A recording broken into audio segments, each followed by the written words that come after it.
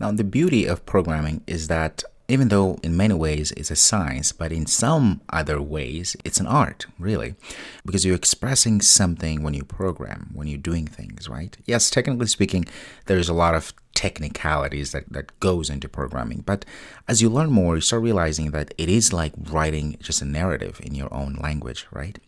Like writing a poem or an essay in any other language that you may be aware of or that you may be fluent at. So what I'm trying to say here is that you will find as you learn more that there's different ways to do the same thing. Now, one of which I think is very important for us to discuss here briefly is the fact that, as you see here, I created a different variable to add or to put inside of it the total number, meaning whatever we're doing with the A and B, the variables A and B, we're going to put that in total. I could have just done this, copy this, and just put it like that.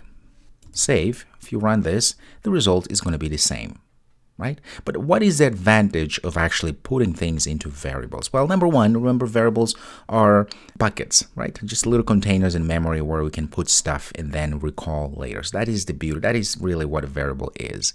So we can call it later, right? Add things or retrieving things out of it.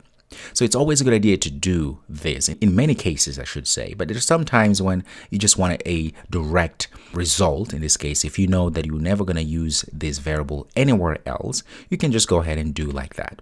But the advantage of having a variable as such, put that result into a variable, is that you can do things to it. For instance, at this point, I can come down here, I can say, for instance, total is going to be equal to total, the same number, or the same variable, plus 100, like that.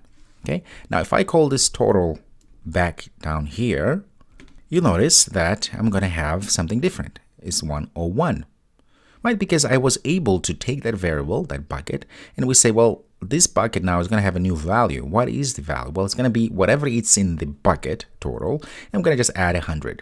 I could have also said something like this, plus, we're going into bigger details here, like that. Save this, you're going to see the same results. So what I'm doing here, whenever you see this plus equal like that, all it's saying is that we're taking whatever is inside of this value and we're just adding 100 to it. Okay? So that's a simplified way as opposed to saying what we did before. Total is equal to total plus another number, 100, like this. Okay? This is the same thing. But this is more succinct, cleaner, and to the point. So whenever you see plus or minus, for that matter, equal in a number, that means we're taking the total, in this case, this variable, and whatever it's inside, we adding or subtracting the next number.